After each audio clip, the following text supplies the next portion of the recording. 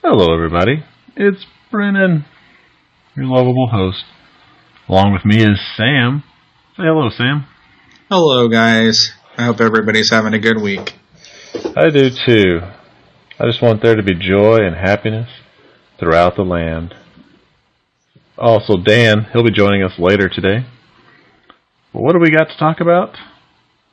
Well, a little bit today we're going to talk about some F&M changes. I know a lot of people have been talking about that since it was announced at the Pro Tour. But I think we have ourselves a position and we can kind of forward our format into the future. We don't want to forward it into the past. No. That's going to set up paradoxes, all kinds of anomalies. We can't be having that. How does one forward something into the past, Brennan? Hey, I'm not a scientist. Okay. That's not something I can explain. Okay. So, alright, what happened?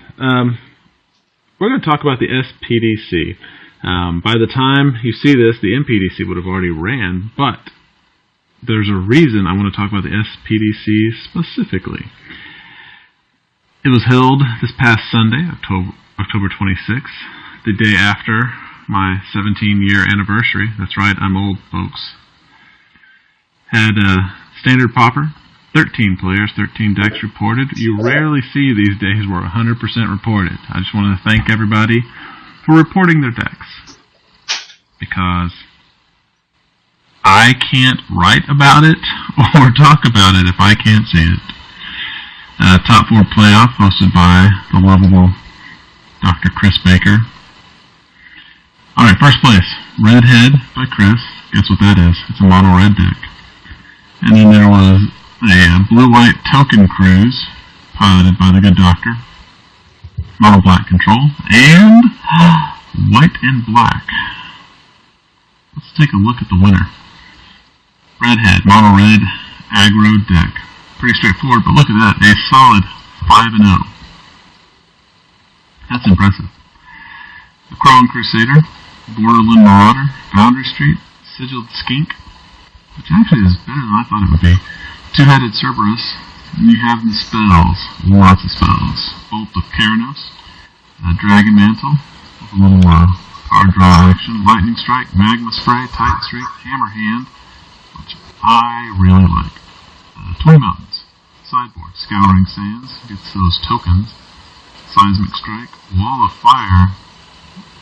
Yes, that's right, folks. It's Wall of Fire. Bet you never thought you'd see the day. No. But there it is, in all its glory. Spark Jolt and Active Treason. Let's take a look at an opening hand. Mountain, Titan Strength, looking good. Crone Crusader, looking really good. Two-Headed Cerberus, I like it. Double Strike, interesting. The only common with Double Strike, I believe.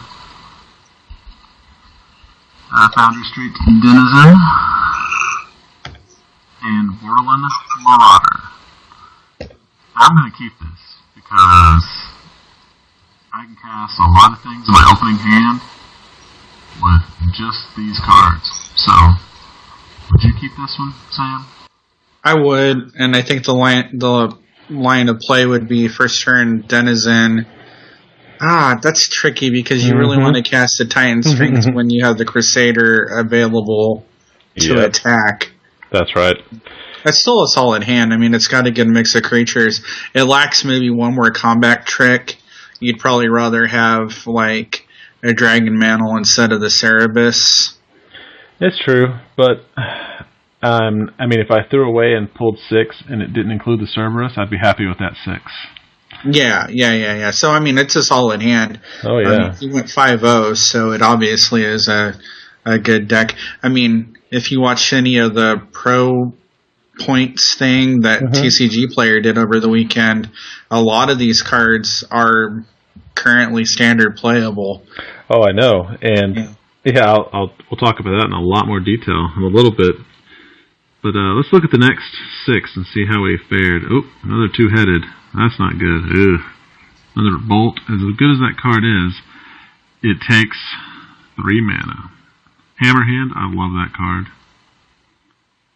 Another two-headed Cerberus. We are hitting some snags here, folks. Another Titan Strength, which is still pretty good. Another Foundry Street. Missing that third land, but even with this, I still can't see myself throwing away that first hand.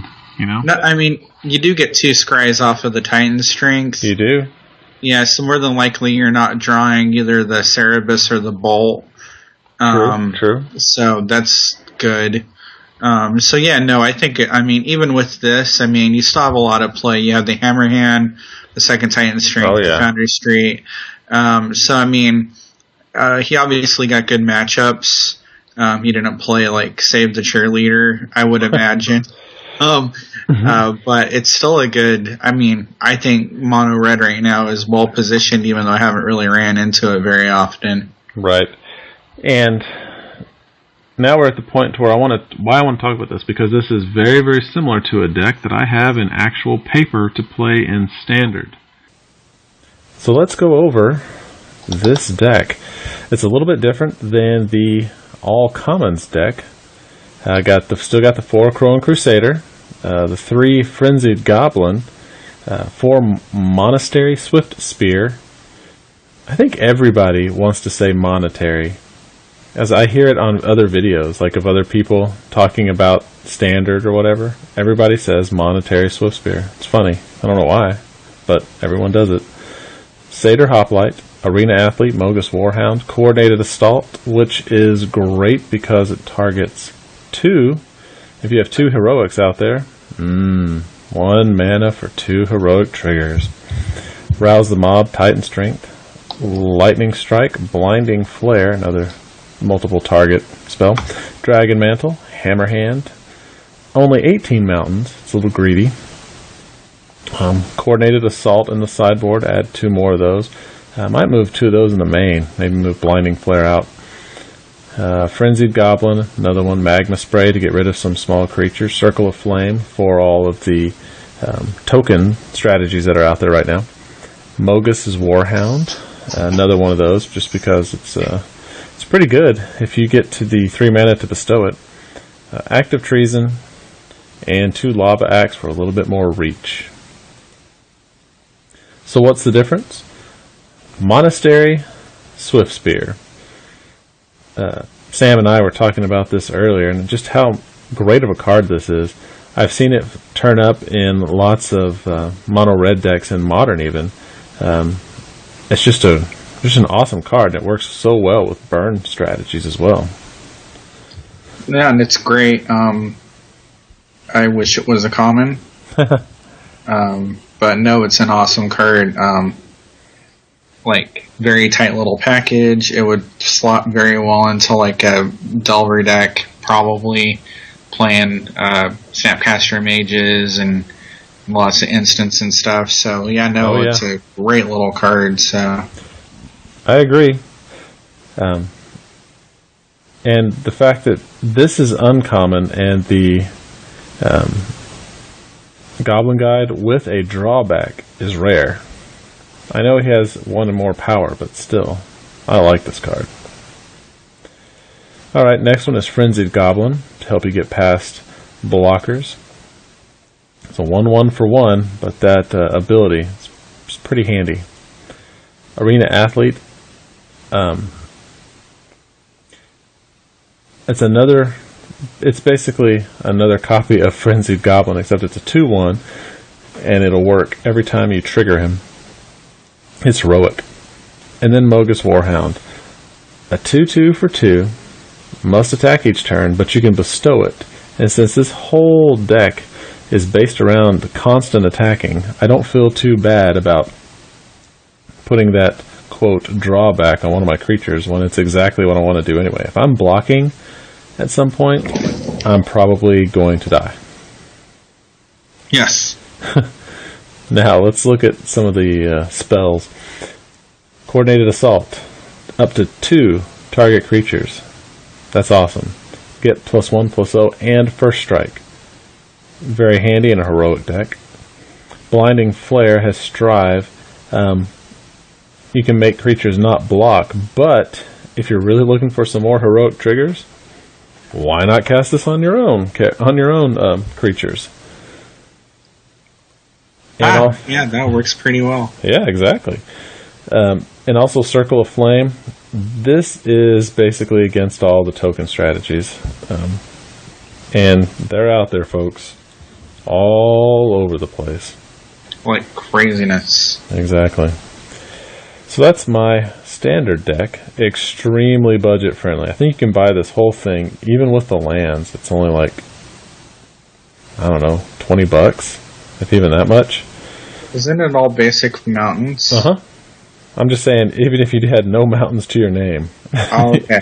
you could buy the entire thing for less than $20. The big ticket items in this one are the monastery, dang it, swift spears, which are steadily creeping up. So I'm going to say a financial tip, and I don't give out financial tips, is to get you some of those before they go up too much if you have any inclination. The swift spear? No, the Blinding Flare. Oh, hadn't seen that card, or at least I didn't carry it on my brain. Me either. It's one of the only... There's only 3 of the Strive cards that only cost 1 mana to Strive. Yeah. Launch the Fleet, which is okay. And then Korea's Dismissal, which I don't think I've seen any play at all. So I didn't realize there were any that only cost 1 to Strive. That's like... The effect isn't super great, but boy, it's priced to sell. No kidding. It sold me. I bought in on the value. And Coordinated Assault is amazing in that deck in general, but like it's just a great little trick. I mean, yeah, get the Crusader, drop that, or drop it, get a. I don't know, anything else. Give it first strike, get an extra dude on the table. Heck yeah. That's a great card, so. I love it. So yeah, that's I haven't played it in the FNM yet. I haven't gone. I just got the cards Monday, got the last ones, and this Friday I'll be out with the kids on Halloween. So probably the next time I go, I might do this one or my blue-white heroic deck. Not sure. I just like to have options.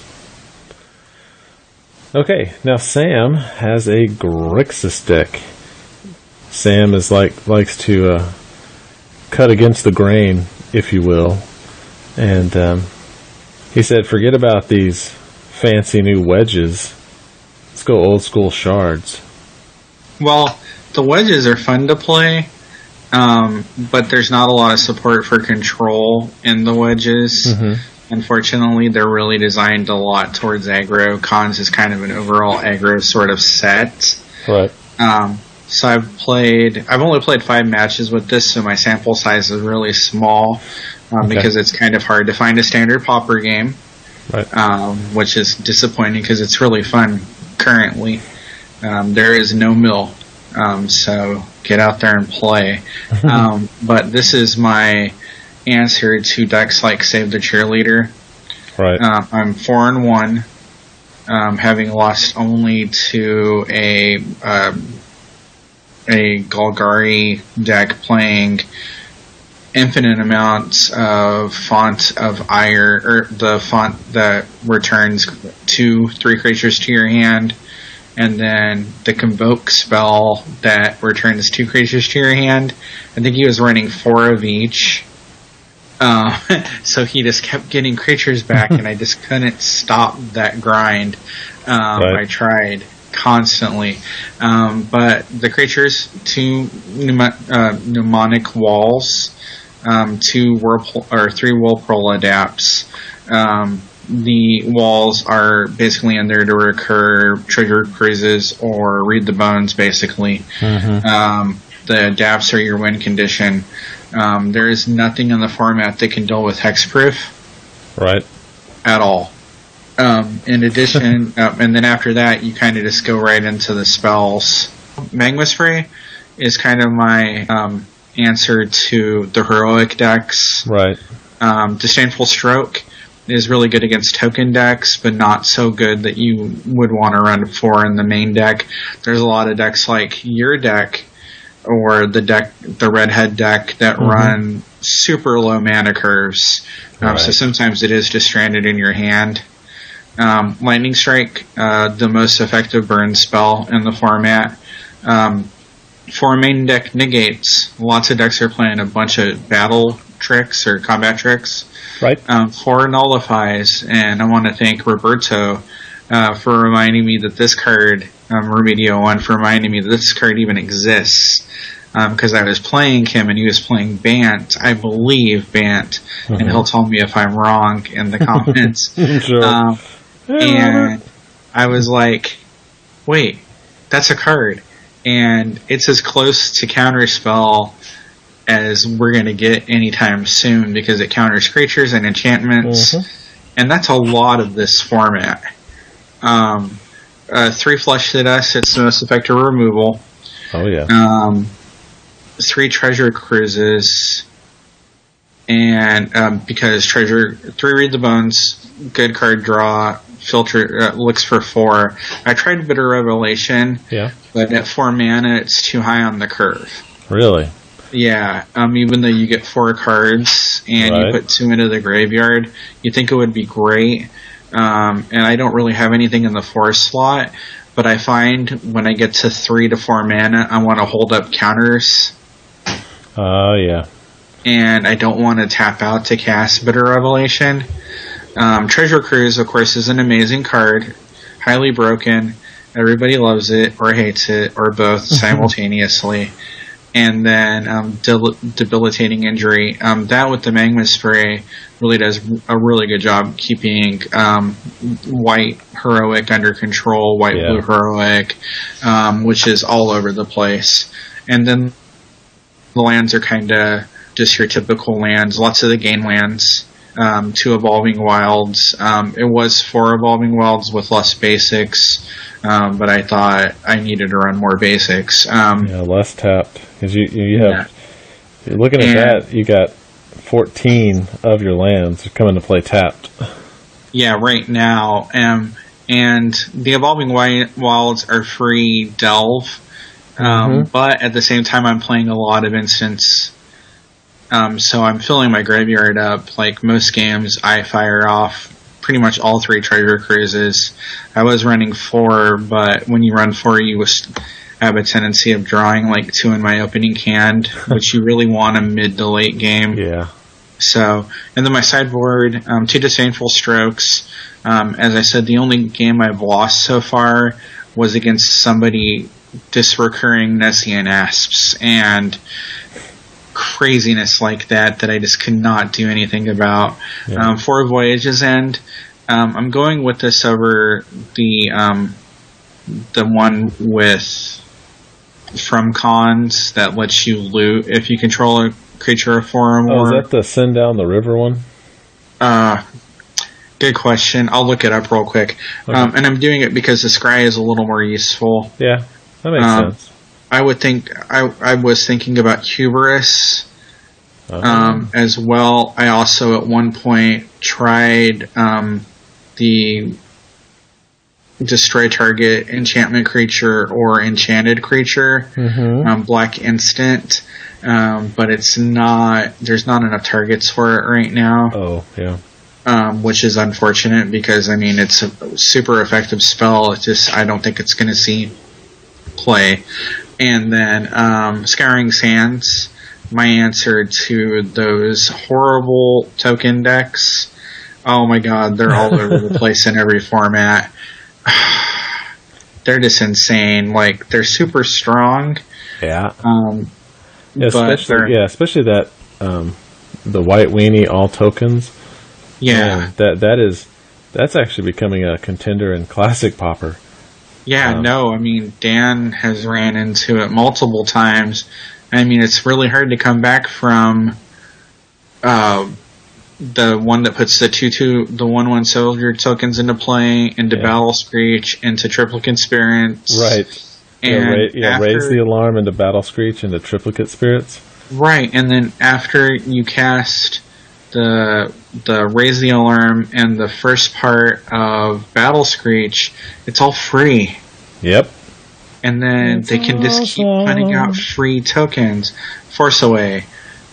Force Away, that's a good one. Yeah, it's awesome, but I like the scry. It's more useful, it feels to me, than the loot. 4 Mind Rots, because I don't know if you played any Standard Pauper, but like my games keep going almost to time. It is a slow format. People starting out at like 23 and 24 life, a lot of the time off of the gain lands. Yep. And then 2 cancels, again, slow format. Those might actually end up main deck over the Disdainful Strokes. I'm not sure yet. I'm kind of playing around with the counts. So on the next slide, I think you put some interesting cards. Yes, I did. Okay, so the first one, Treasure Cruise. Yeah. This, I feel, is the only Delve card worth playing out of all the new Delve cards. So it's amazing. I don't have to talk about it. People love it. Everybody wants to be on a boat. So it's just great. The next card is Magma Spray. Oh, yeah. Yes, highly underappreciated. But, I mean, it exiles. It works really good in conjunction with, like, the black -2/-2 enchantment. Yep. It's a great players, but hey, that's Magical Dreamland. The next card is Negate, main deckable, which is just hard to believe. But Triple Conspirants, God's Willing, yep. The new one, Active Heroicism, or whatever it is, the one that gives the +1/+1 counter and protection from a color. I mean, that's a great card. It's a great card, and it's even greater negating it. And then the last card, I think I've already talked a little bit about. Nullify. Crazy good. Crazy good. 2 blue mana. A little hard on the mana curve. Right. But it does so many things. It gets rid of so much junk. It is counterspell in Standard Pauper, basically. Yeah, when I was putting this together, my daughter goes, Nullify. She read it and she goes, but it doesn't kill anything. I was like, what are you talking about? She goes, look at the picture. That dude is getting straight up pierced. I said, yeah, you're right. Yeah. Well, did you explain to her how Wizards commissions art sometimes without telling the artist what the hell's going on? Yeah, I said they buy art and they put it on cards. Yeah, that's what they do. That's like, show her some of the old Anson Maddox drawings from like way back in the day. Yeah, but some crazy stuff. Yeah, no, and I mean, I like the deck. It's performed really consistently because it has good mid game against aggro, and that's what the format is a lot of. I think the weakness is that it doesn't have a lot of really good ways to destroy target creature. Asphyxiate isn't great. Bounce isn't reliable enough. So I'm still kind of working on that. But yeah, Standard Pauper, get out there and play more of it, guys, because it's a lot more fun than it's been since, I don't know, Innistrad Block.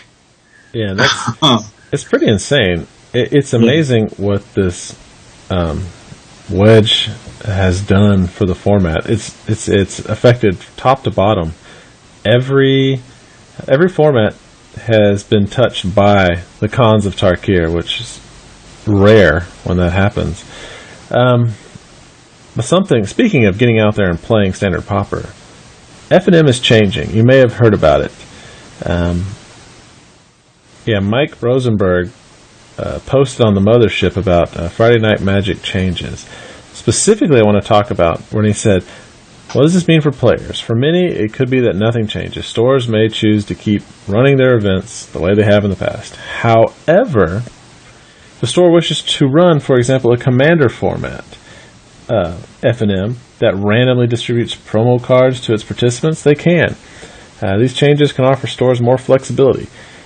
They go on to say, and I don't have it up here, I didn't want to post the whole thing, but any format, even ones you make up, can be done for F&M. F&M, we need to start campaigning for Standard Pauper at F&M. Why is Standard Pauper good? It is affordable. Bar none, cheapest format to get into.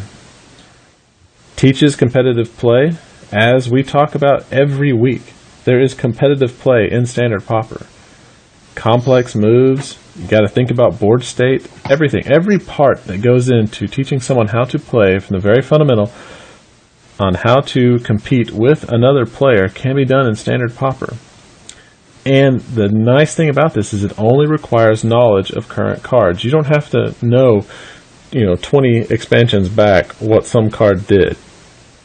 All you have to concern yourself with, and now is the time to do it, is just what is current, what is in Standard, but just the commons. Like they've done in the past, every new mechanic is represented at common, so you get all the different types of mechanics you can play with.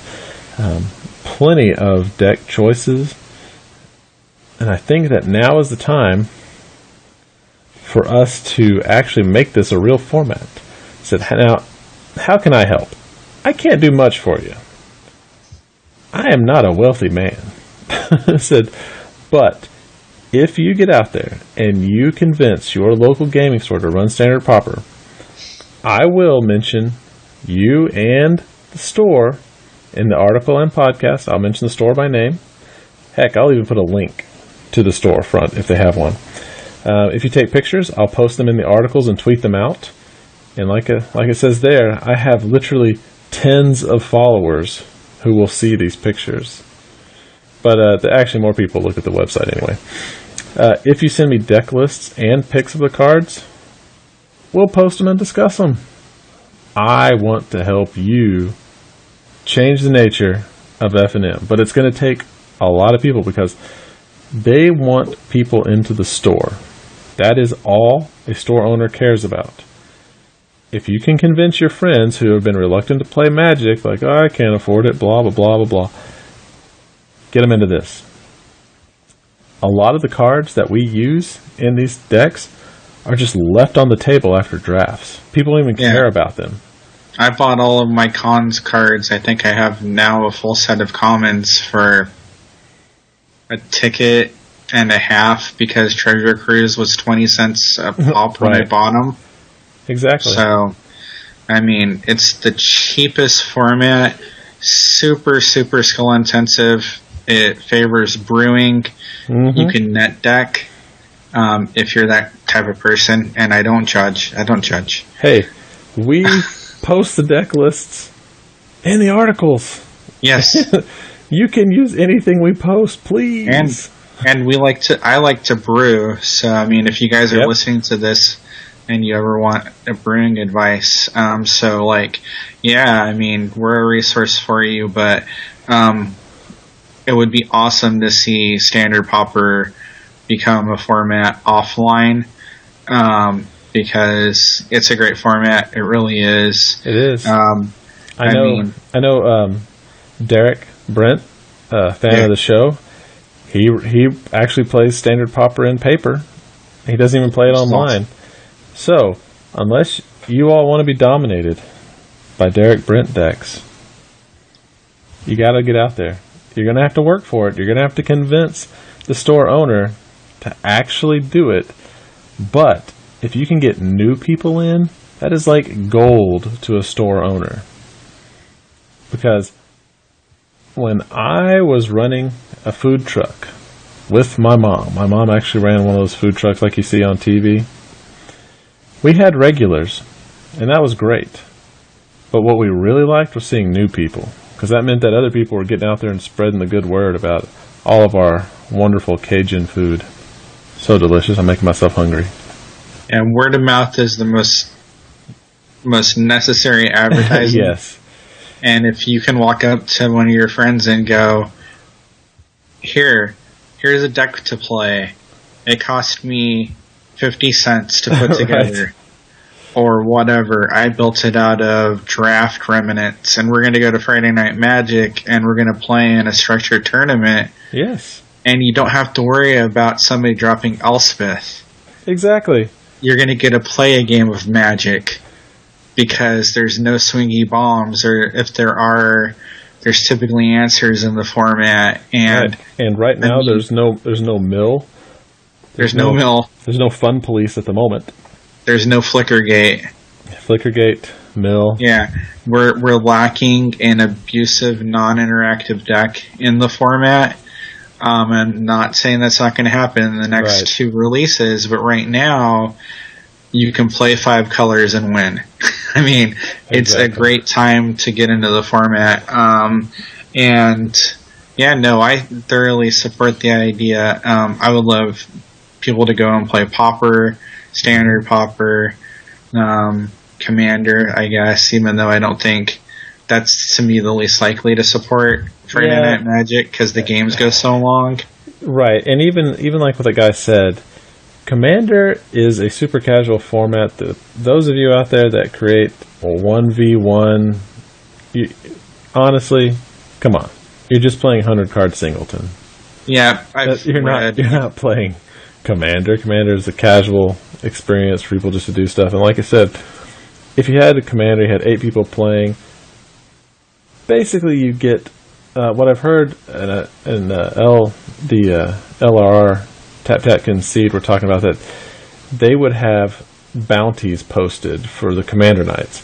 Like you get 1 promo card if you're the first person to knock out a player, or you get, if you are the last man standing, you get another promo card. Stuff like that. You just even if like events that happen. So even if like, okay guys, you've been playing for 3 hours, we're closing up shop, and there's still like 4 people playing, people still get prizes. Right, exactly. That's really genius. It is. Yeah, that's like, because sometimes like multiplayer games, can go forever, and it's a multiplayer format, which makes it go even longer. Yep. That's an awesome idea. And a word to anyone who has the ear of the local gaming store owner. Here's what I'm going to say.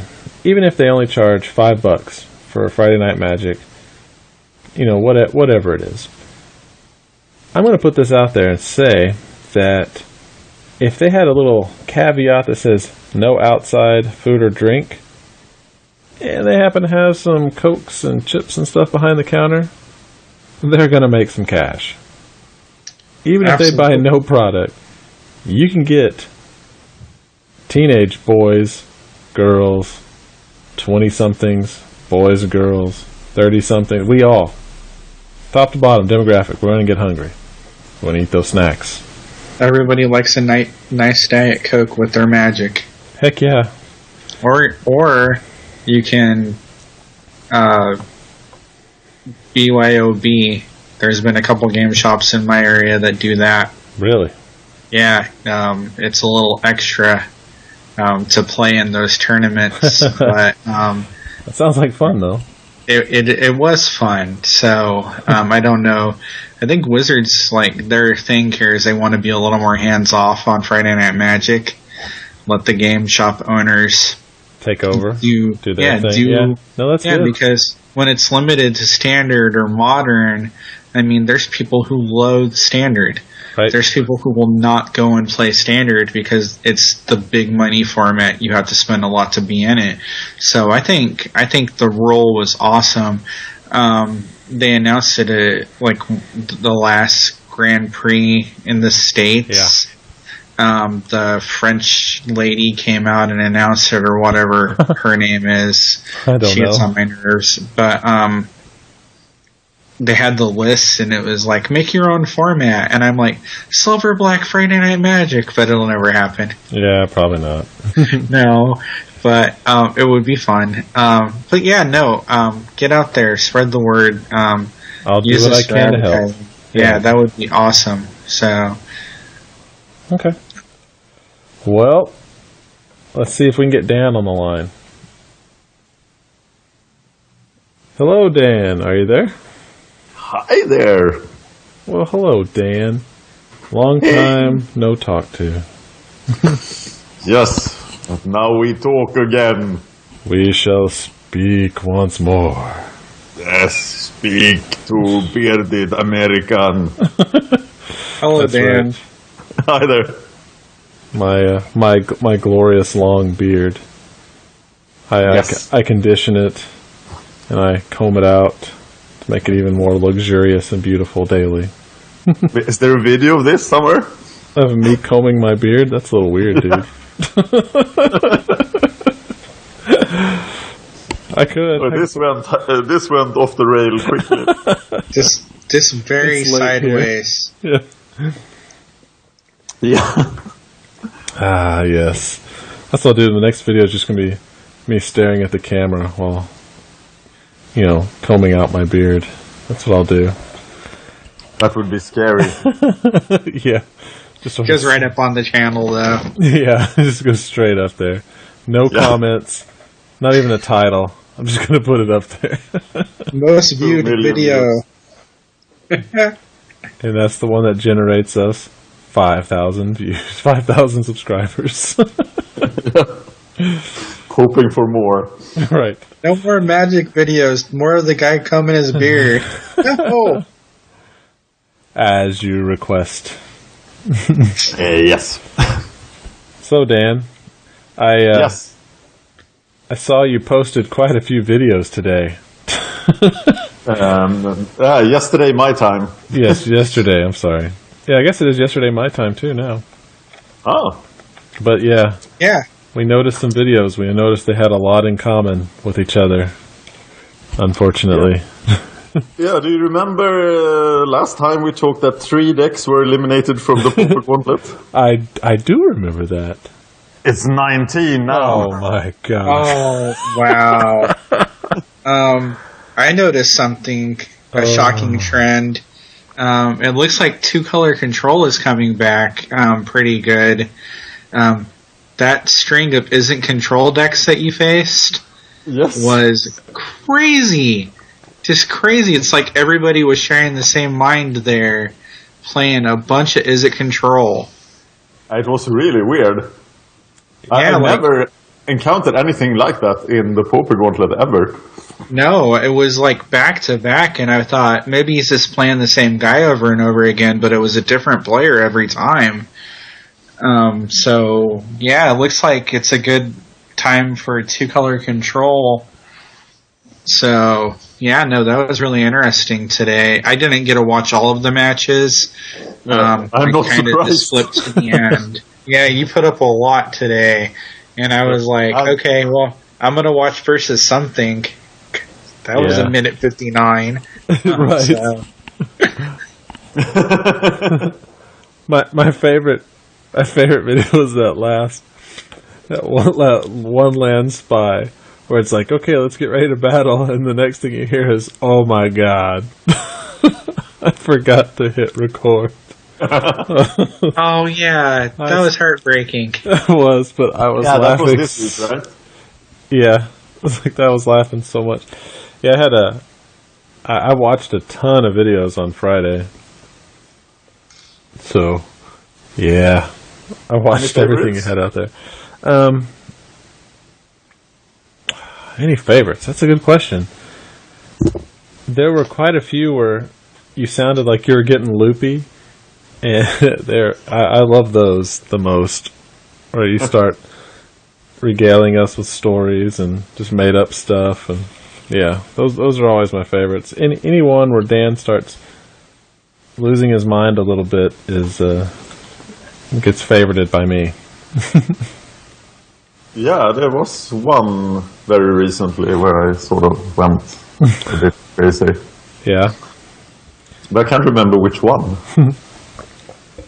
I thought today, I thought both the green one, the big one, Yeah. and Stompy both did really good today. Beast Down lived up to its name. Yeah, Beast Down was crazy. It ran into Beast instant Down. control like everybody else, and it just ran over it.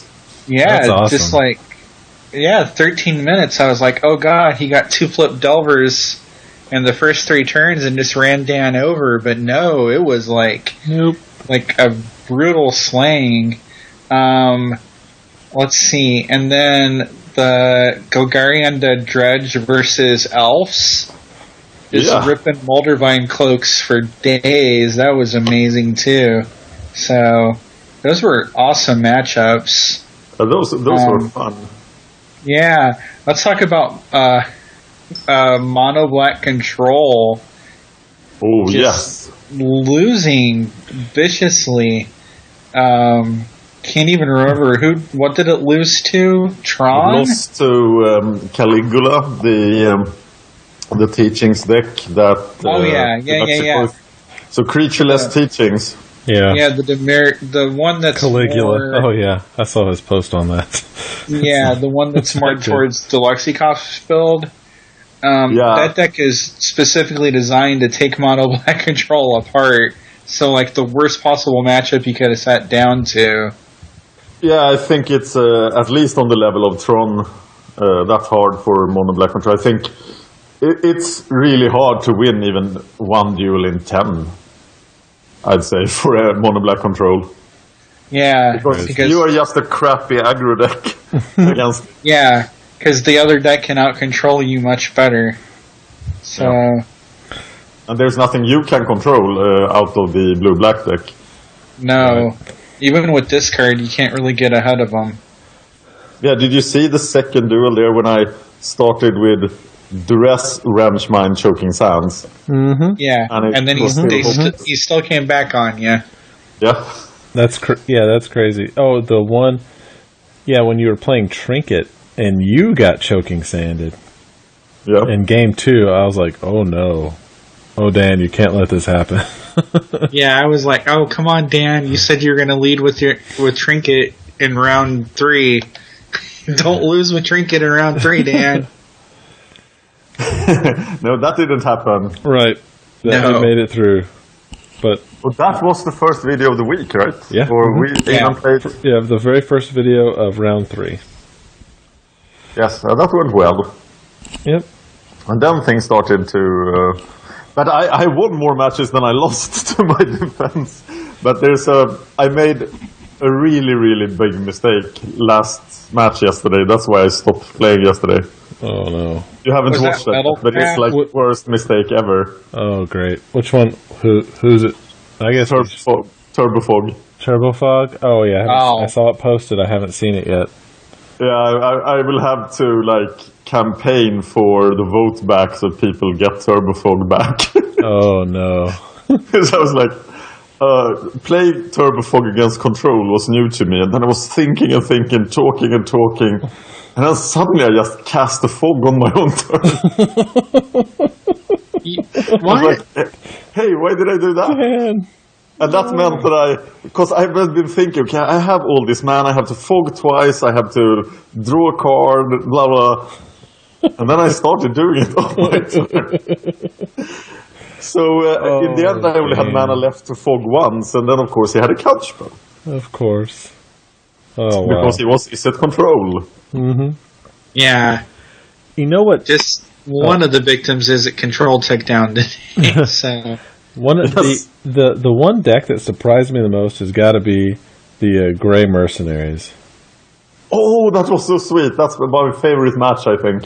Yeah, that was crazy. I was like, there is no way this jank is going to win. And it's like, oh, wait. Oh my god. He's doing it.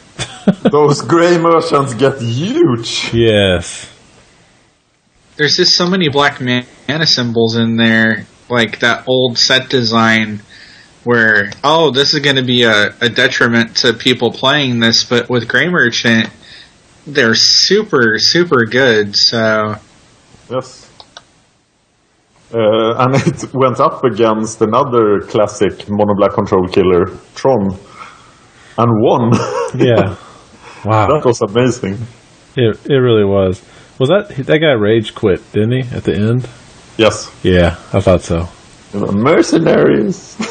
Yeah, mercenaries. Like I said, maybe it's not that I don't have faith in you, Dan. It's just that Mercenaries did not seem to me like a deck that was positioned to win, but holy crap. Although, I believe a deck that I had championed did not fare so well. Which one was that? Cogs.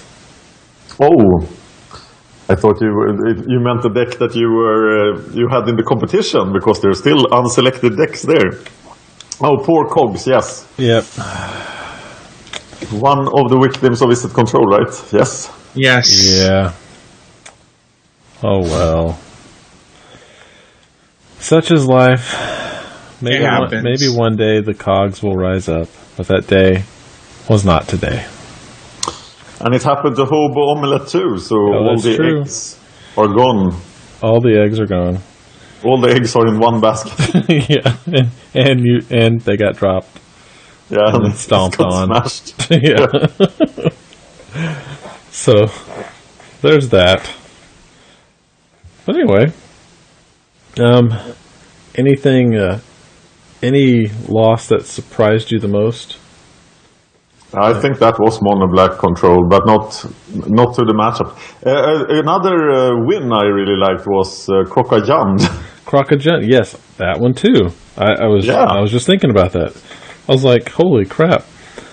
The thing that I didn't think about was all the little things that made the Croconura evolve. Because all it needed was 2 power, and then Croconura became a 2/4, just that quick, you know? Yeah, then, it was blocking Delver. Yep. Blocking Delver very effectively. Yeah, I had forgot it had reach. So I was like, oh, this isn't going to go well. And all of a sudden, you were like, winning? And I was like, wait a second, that guy's got reach. That's an effective little creature. Yeah, how does it happen? Well, that's random cool. Skype problems.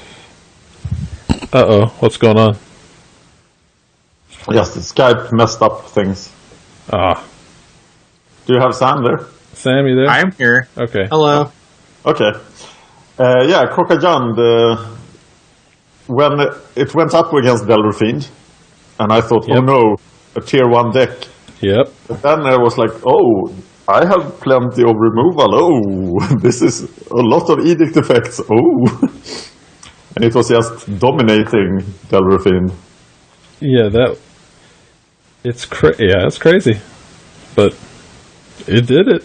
I was surprised. But yeah, so it's round 4. Amazing. Was it, which one? Didn't you say, is Mercenaries not championed yet? Mercs! They are definitely not championed. There's a lot of decks that are not championed yet. And Mercenaries is one of them, so you can choose it. What if someone had picked Cogs as their deck, and it's now eliminated? Could that person then pick another deck that has not been championed? No! Okay. Do you want me to give you the list of the decks that have been eliminated so we don't miss anyone? Yeah, let's go ahead. Let's run that down. First we had the 3 decks that actually lost before round 3 then. Greentron, Death Touch and Pox. Yep. Then in this round we lost Mono Black Control. Crazy. The round is not over yet, so there are many. White Hot Hottie. Mm-hmm. Really, it did perform in round 2, but now it just crumbled under its own weight. What did it run into? White Weenies. Token White Weenie, that's a deck that I run into a lot as well. Yeah. So while I was durdling around, I was crushed by Triplicate Spirits. Yeah, I read an article yesterday about White Weenie becoming an actual tiered deck in Pauper with, the White Token Weenie. Yes. So it's no joke. It's happening. Core Blade lost. Yeah. Oh, to something. What was that? I remember watching birds die. Delver. Yeah, and losing to Delver is no shame. Happens to the best of us. Yeah.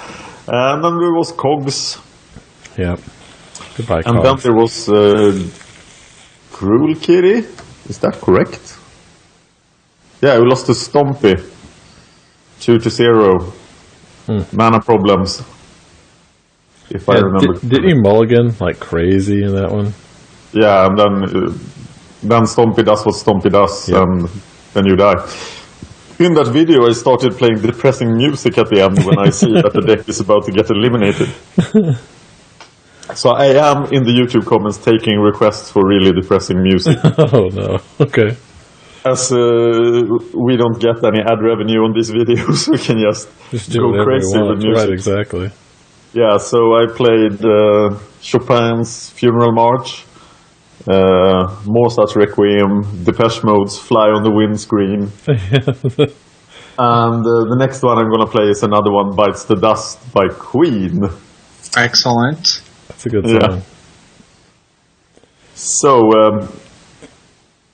you should play the what was it, So Long to Say Goodbye by From Boys to Men. Ooh. Write that in a YouTube comment and I'll remember it. Yeah. Hobo Omelette gone Glass Cannon Red.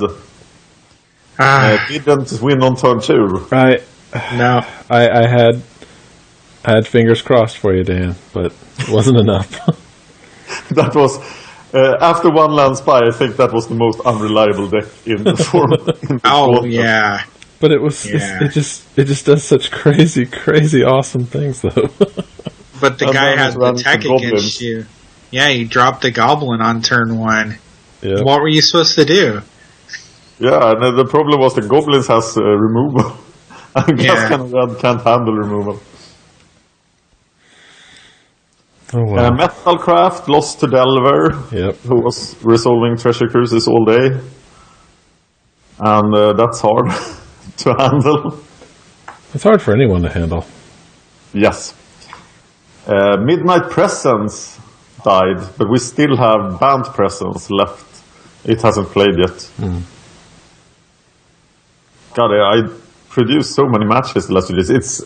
This got really, like round 2 when I had to play all these meaningless matches got a bit tiring, but now I'm like, I want to play the Pauper Gauntlet.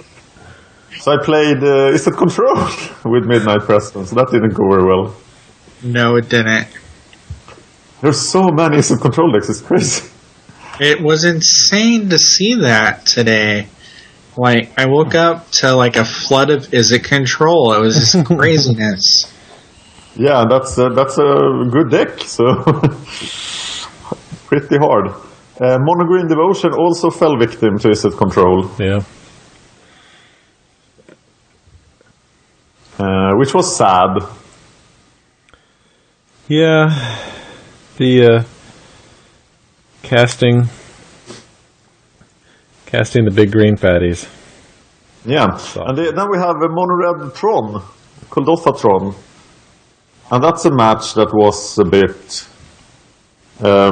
maybe I could have won that. Somebody suggested a tactic I didn't even consider. Yeah, in the comments. Of course, I played a Demir Exhume deck, and a Reanimator deck, but it wasn't Exhume control, it was just the ordinary Crash and Burn Reanimator list that wants to discard Crusher round 1, Exhume. Oh, with the Dragon Fangs? Yeah, with the Dragon... Yeah, and he had like 2 of them Dragon Fanged up, and you had 1 land at one point, and I was like, this isn't going to go well. This is not what this deck is designed to face. No, who is? But right. Just one edict or 1 curfew or something, then... but I could have... if I didn't do anything on turn 1, dropped one of my own Crushers in the graveyard, he had to get the Dragon Fangs to reanimate, otherwise my Crusher would attack before his Crusher. Okay. So, but it's the first time in over a year I run into that deck, so... Oh, that's right, I remember commenting on that. Yeah, but I could have won the 3rd duel there, and Tron could have survived. Perhaps. It's not sure, but... Well, the best Tron build is still in, so... It is. Red-Green Madness lost, sadly. What did Red-Green Madness lose to? It lost to Mono Blue Flyers. It was a Oh yeah, Delver deck was version. crazy. Yeah, it was just a tempo deck. It reminded me of the old Standard Pauper deck. Right. Mono Blue Flyers. Hip, muff. And it Muff deck. tempoed me out really well. Yeah, that's a Mono Blue Flyers. It's an archetype I love to play. So it was pretty sweet. I noted, the Pauper Gauntlet is quite well known this round because, like, every other opponent knows what I'm doing. Right. Yeah, that's very interesting. And yesterday I had a bug, so I could only join other people's matches. I couldn't start my own matches. You had a bug in the Magic Online client? It seems that the software is not working to 100%, which you would expect from a multi-million-dollar company. That's crazy. I don't know what you're talking about. I've never had a bug. Right. No, Sure. They gave us a new version, right? And that was supposed to be free of bugs, wasn't it? Right. It was. They called in an exterminator, had him spray all over the place. Hey guys, the graveyards pop out now. Yeah, it is. Yeah, they do. Kind of. They kind of pop out. And it is counted. Yes, they do have counters for everything. I like which that. Is really nice. Yeah. That is kind of cool, actually. It's only 3 months after the launch of version 4. So. But, okay, listener, this is a podcast complaining about version 4. You never heard that before. Yeah, this is new ground we're breaking. we're the first guys on the scene, guy. Brennan. Yes? This round was not friendly to you. Yes, Slivers died as well. Slivers! Yeah, Why, Dan? 2 mono red heroic. Oh. Yeah, that's actually... Mono red heroics. I've seen that a few times out in the wild. Seems pretty good. We may have talked about a couple mono red heroics earlier in the show. Did. As a matter of fact, Dan, I was telling the good listeners that I actually I have 2 decks to play in Standard right now, in actual physical cards. One is blue-white heroic, and the other is basically a mono-red heroic type deck. Ooh. And I own them both in paper, and I'm going to run them. You Standard player, you. Hey, I'm trying. Yeah. We lost Thunder Trees, Sam. Yeah, it was a little too grindy and pointless for its own good. Oh, I loved it. It was so much fun, but Blue-Green Madness just ran over it and tempoed it out. Yeah, when you have them dropping all those root wallas and arrogant worms, and you're just like, oh, I hope I get to play my trees. Right, my 1/3. Yay, 1/3s. I'm not making the last loss. The last loss of the round was blue-black creatureless control, and it also died to Isset control. No, it died to Affinity. Sorry, it died to Affinity. It just got ran over. Yeah, just got completely ran over. If I remember correctly, like it was not really even in the match. And I think the big difference between this version of Creatureless Control and the Deluxecoy version was that he had a lot more cheap removal that could have turned that match around. I think if we started the Gauntlet, if you started it like now, and Deluxe had popped out that version of the deck, that version would be in the Gauntlet. Yes. Because it is interesting spectacular. Yeah.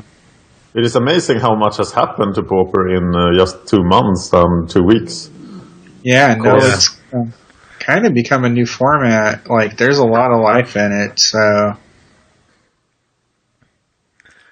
But there are a lot of decks I would have liked to see in the Gauntlet. So next time I'm starting after the fall set. Absolutely. I'm totally convinced of that now. Yeah, that makes sense. Because especially, Sam and I were mentioning this earlier, what set have you seen recently that has had such far-reaching effect as this Khans of Tarkir? There's cards in it that have touched every format, and that never happens, but sure did. Not since what? Delver Secrets. Yeah, Delver.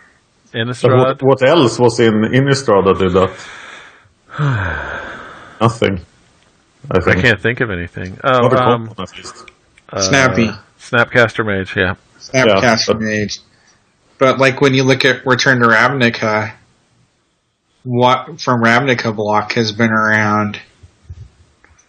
Ravnica did a lot for Pauper, but I don't think it did a lot for Abrupt Decay and stuff. Abrupt Decay, Boros Charm. Deathrite Shaman. Although Deathrite Shaman got banned in Modern. Reprinting the Shocklands was probably the biggest thing. Yeah. So, but they're not new cards. Compared to last year when we got Theros and nobody noticed during the Pauper Gauntlet. I was like, can I put these cards in my deck? Why would you do that? Right. It's not going to help you.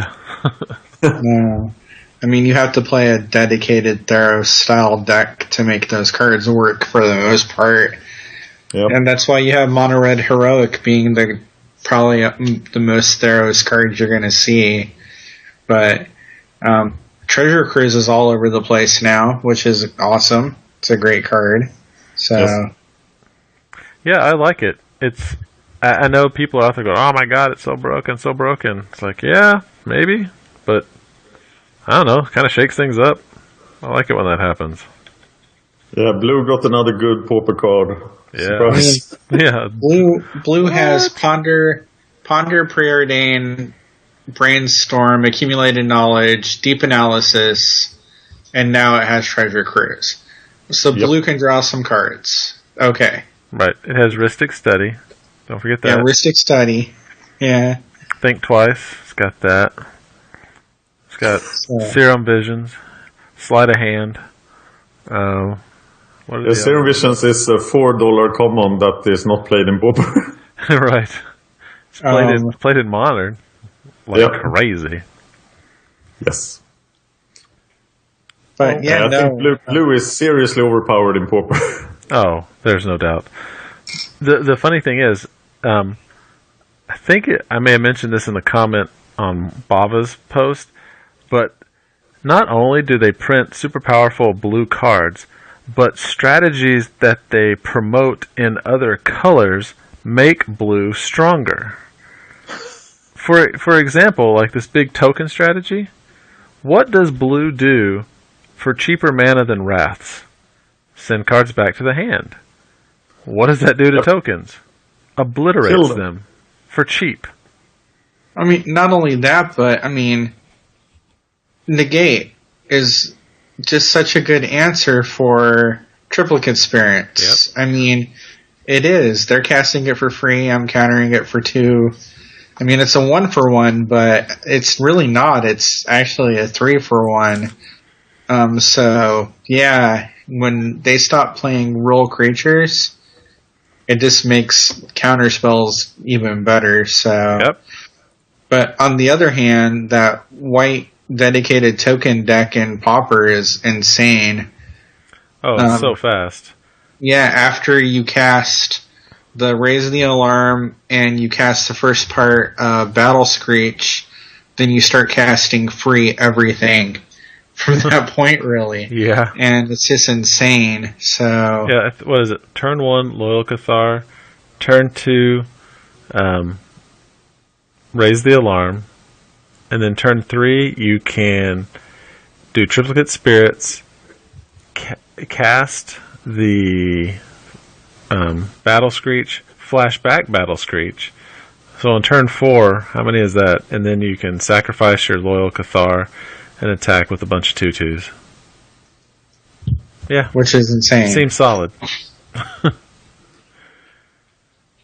Yeah, and that's another reason why Evincar's Justice is so good right now. Oh, yeah. It's -2/-2, right? No, 2 damage to all creatures. Oh, 2 damage to everything. Okay. Nice. the only, like, one of the very, very few board wipes in Pauper.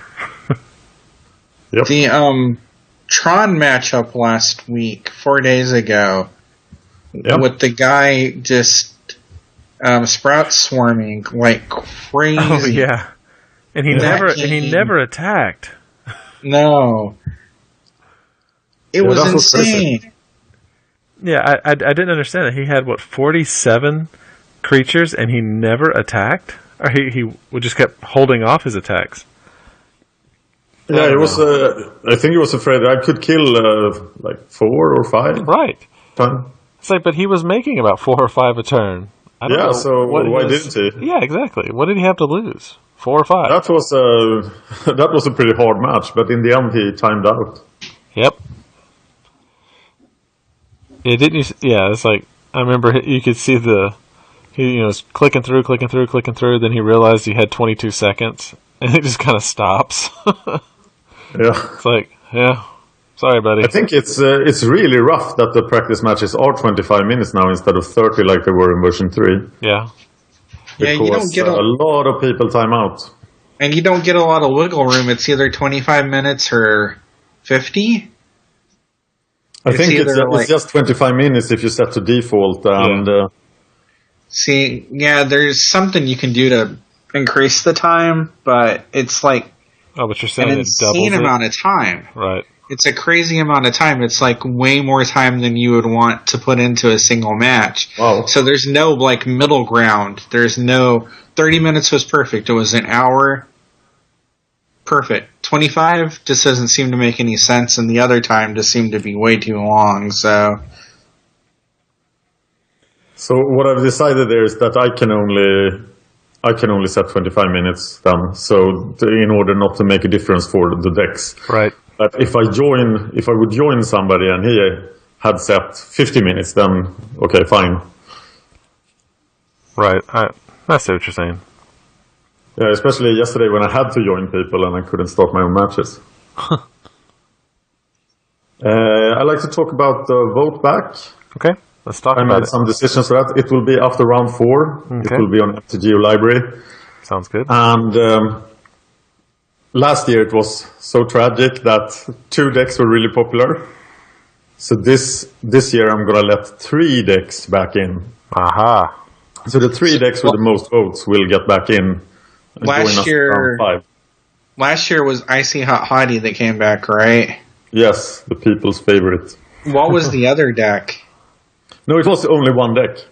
No, I mean, what was the other deck that was really popular?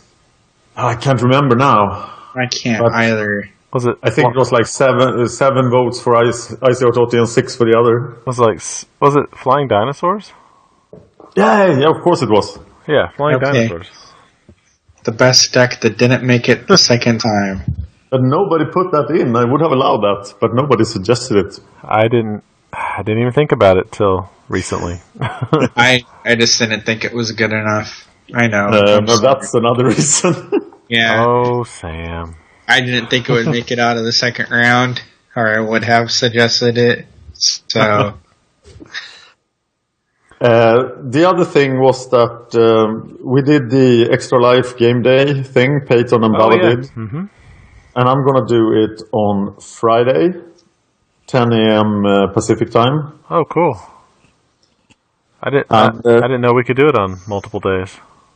We could. The commitment is 24 hours spread over any period up to a year. Yeah. Wow. Baba's goal is to raise $200 by the end of the year by streaming. Right. Is what he said while he was streaming. I sent him some tweets and played him a match on the stream. So, unfortunately, Peyton was supposed to stream from like 5 until like 1 or something. And then, like, every hour it was like, okay, well, I can't start streaming until 7, and then I had to stop streaming at 10, and it just kept getting shorter and shorter because I was going to go on with them, but it just didn't happen, so... I'm going to do 4 hours, because that's between 8 and 12 in the evening, so between 8 and midnight. Okay. And I'm going to Comic-Con the day afterwards.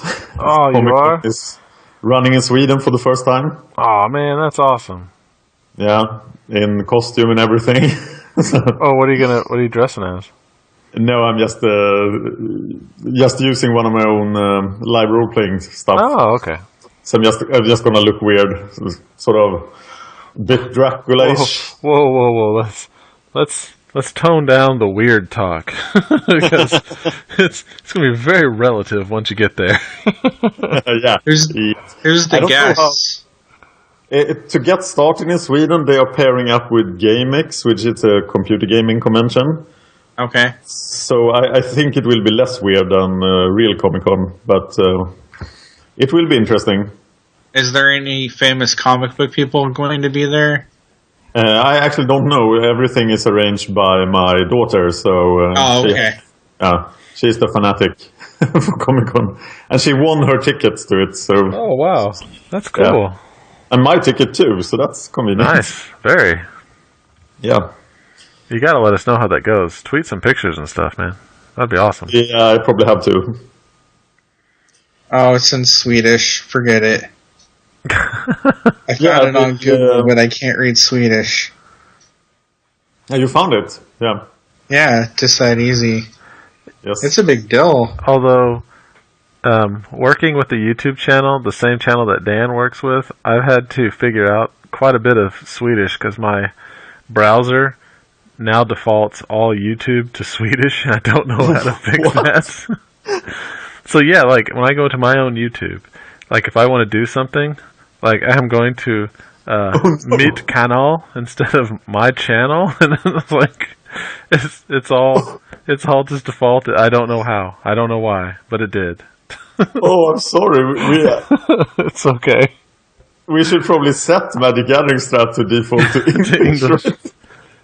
Hey, that'd be nice for me. Yeah. But I recognize I can do all the controls now. I've done it so many times. That's quite well done of you.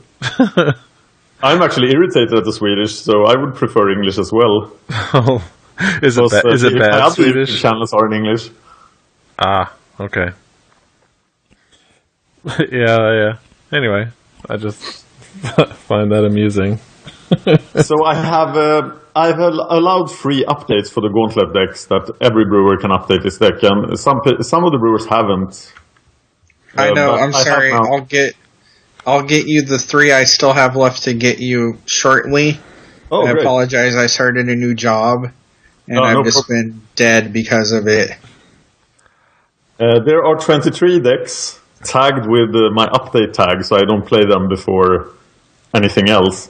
And I think I have like 10 others left, maybe more. So that's round 3 for you. 35-ish decks are left to play. Wow. Yeah, the fact that 74 decks made it to round 3 is one of the things that makes me play this much now. Right. Because that was a lot of decks making it through. Yeah, it would be nice if this ended before we have to start the next Gauntlet next fall. Yeah, or the next release set. Oh, it might not end before the next set. No, I don't think it will end before the next set. Yeah. Wow. But it's a we small had talked set. about that on the last show. Like, at this rate, it'll be round 7 in January? Something like but that. the rounds will go faster with fewer decks. Yeah, that is my true. goal is to get down to like 1 round a week at some point. I forgot. What I will do for the charity thing is, like I said last week, I will practice with the Gauntlet decks that are still alive. I will be taking requests on the stream and just play the decks for practice. That's cool. Because I obviously need practice with some of them. Now, what were those times again that you were going to do it? 10 a.m. PST Friday. Okay. For 4 hours. Yeah, and that's counting the daylight saving time thing. Gotcha. Yes. Well, so hopefully I won't be an hour late for that. I have summer Friday off, So, if I see you online, I will be jumping on there. Nice. So, yeah, that'd be cool. I don't have any Friday off, but I will watch after. Because Baba will put it up, I'm sure. I think it's put up automatically, but I'm not sure. I haven't done that. I haven't streamed on YouTube before, so I expect some technical problems. Yeah, YouTube streaming it posts it right away. Oh, does it? Okay. Yep. See, I know it went up. Baba's went up, it was 8 hours, and then Peyton's went up, it was 4. Right. So, yeah, that's awesome. So, yeah, no, I'll click through and see if anything interesting happens. I'm sure some interesting things will happen. Yes, absolutely. I'll try to make comments to crack Dan up. That's what I'll try to do. We forgot one sensational victory. Oh, yeah. What's Mono that? Red Ping is in the 4th round, Crazy. having defeated Boros Kitty. Wow. I'm trying to remember that match. It was earlier last week, right? Or Right. after Wednesday last week. 23rd.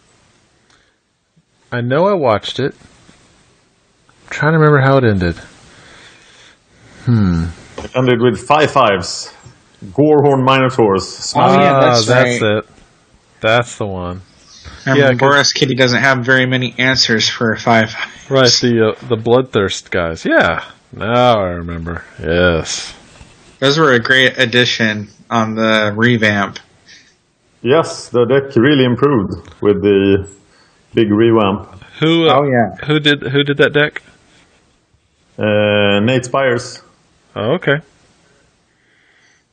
Yeah, those are decent cards. I had never seen them played before.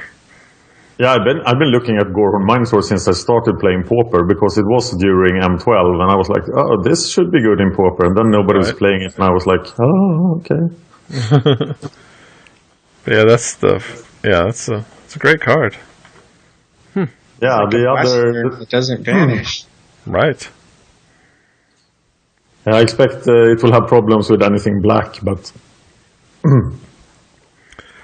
Well, considering you've run up against more blue-red, maybe we don't have to worry about that. I mean, yeah, control decks are going to force black into a corner, unfortunately, because they're just so well positioned to counter Garys and exclude Crypt Rats and stuff that it's going to be more challenging for the mono black control deck to get out ahead. So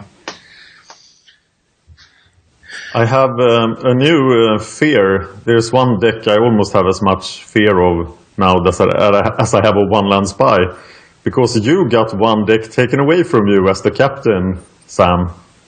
yeah, no, I was happy that Dylan Obzan went, hey Sam, do you want me to take over Demiri teachings? Because he constantly changes that deck. So the deck I had updated and was going to submit to you was like 3 versions back from what he's playing right now. So that's awesome. Thank you, Dylan. Greatly appreciated. Yeah, thank you. Yeah, no, it's great.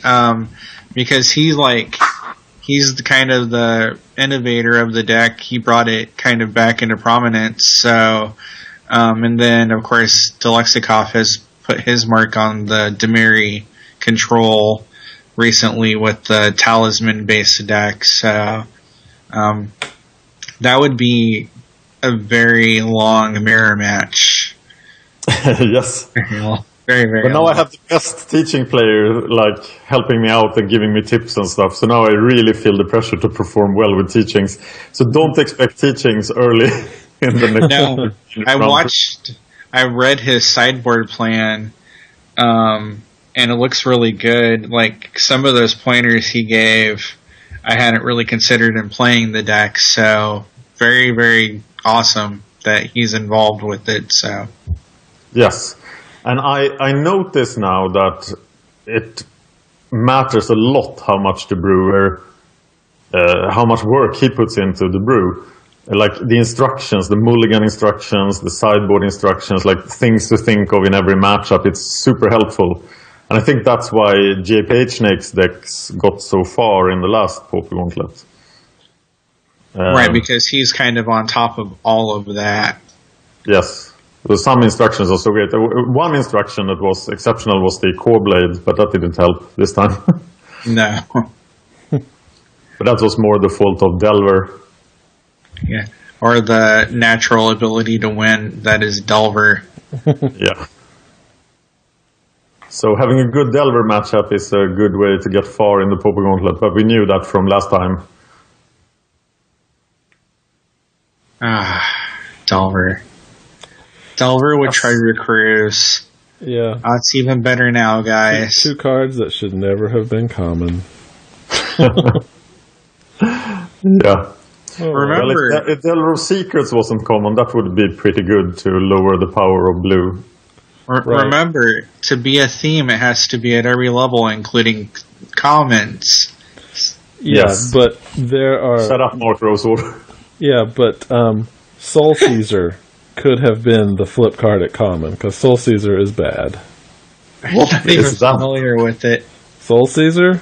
No, I don't know what that See? card does. Exactly. It's terrible. And it was the Delver deck was around before Delver. Oh, really? What was it called? Fairies.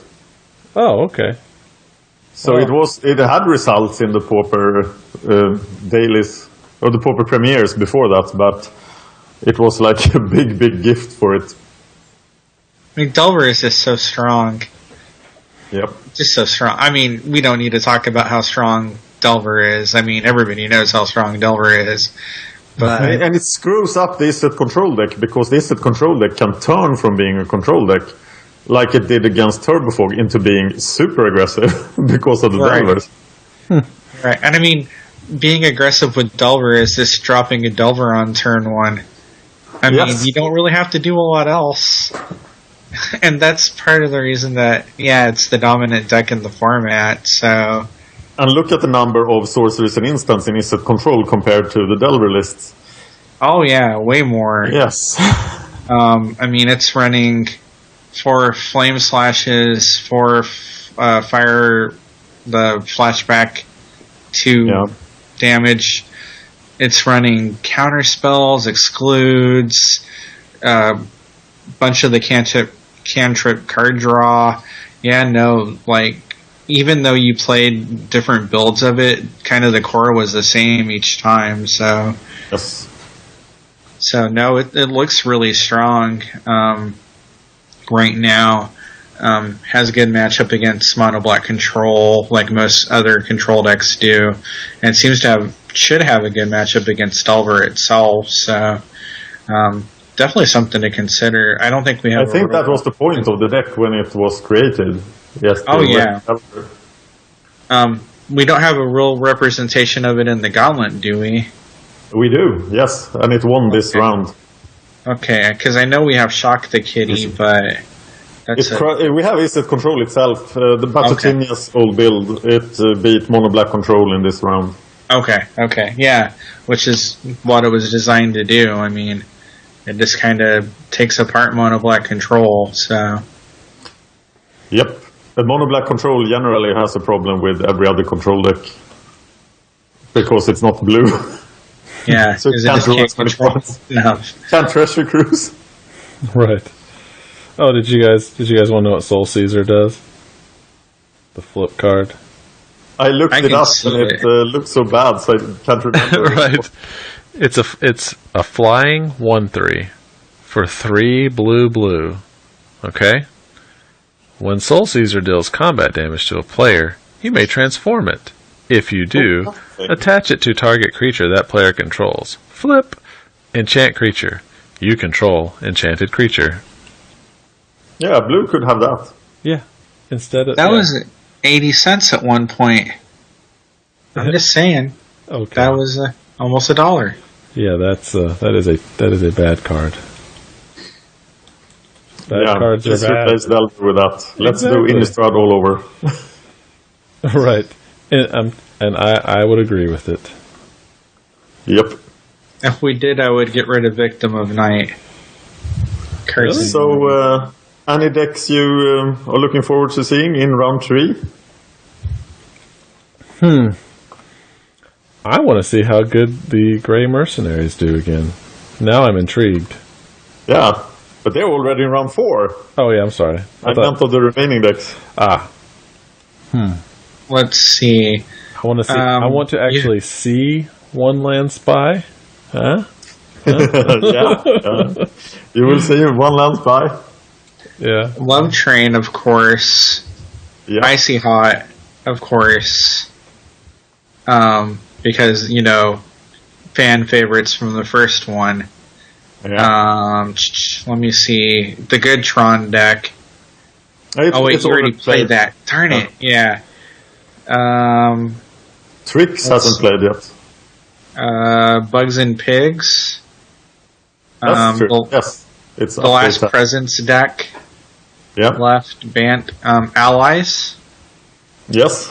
4 allies if they run into Iset control. Oh my gosh, they're just gonna get picked apart. I would love to see Devil's Children actually get to do some of the tricks it was designed to do. Yeah. So that would be nice. Infect did win against Delraphine in round 3, and he's in round 4. Did it? Okay. Yes. You haven't played Rotwolf Control yet. Nope. Shock the Kitty. Yes, that's will be played. Thallid Bowl. Oh, yes. So, tons of decks left. Watch Rights. Yes. Yeah, Winter Zoo. I mean, oh my gosh. Yep. You have so many fun decks left to play. It's gonna be crazy. It will. And remember when you play One Land Spy, pause the video while you're waiting for the match and then come back and tell us you won. Just say it. That's the new tech now. Yeah, it went off on turn 1. It was awesome. There were like flowers raining from above. Yeah. All right. Awesome. All right. Well, time guys. To play some Pauper. It is. It's time for you to get busy, Dan. It's time for us to go to sleep, Dan. It's 1 o'clock in the morning. Oh, sorry, guys. We stayed up. We stayed up for you, Dan. Don't worry about it. Next week we'll all be closer to the same time. That's true. Yes. Yeah. Okay, nice talking to you. It's good talking to you too, Dan. As always, we have a website, MagicGatheringStrat.com, and a YouTube channel, Magic Gathering Strat. You're already here. Go ahead and click subscribe. Like the videos. It makes us feel good about ourselves. Twitter, we do actually announce a lot of our videos that have come out on Twitter at MagicGathStrat. Facebook, also Magic Gathering Strat. Again, subscribe, like, click, refresh, anything you want to do. So, I guess that's it for today. I'm Brennon. I'm Sam. I'm Dan. And this has been the Standard Pauper Show. Den vanliga billiga kortsföreställningen. Whatever he said. That was the name of the show in Swedish. Oh. Well, wow. Okay. Thanks, everybody.